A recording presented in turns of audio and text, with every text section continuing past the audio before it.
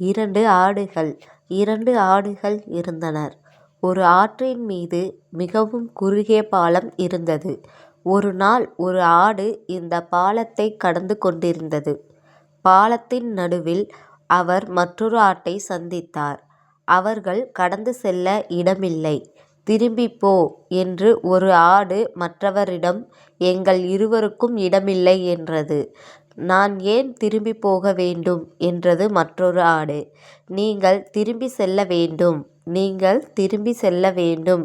முதல் ஆடு, நான் உன்னைவிட வலிமையானவன் என்றது. நீங்கள் என்னை விட வலிமையானவர் அல்ல என்றது இரண்டாவது ஆடு கூறியது. நாம் அதைப் பற்றி பார்ப்போம் என்று முதல் ஆடு சண்டையிட தனது கொம்புகளை கீழே போட்டது. நிறுத்து என்றது இரண்டாவது ஆடு. நாங்கள் சண்டையிட்டால் நாங்கள் இருவரும் ஆற்றில் விழுந்து மூழ்கிடுவோம். அதற்கு பதிலாக எனக்கு ஒரு திட்டம் உள்ளது. நான் படுத்துக் கொள்கிறேன். நீங்கள் என் மீது நடந்து செல்லலாம்.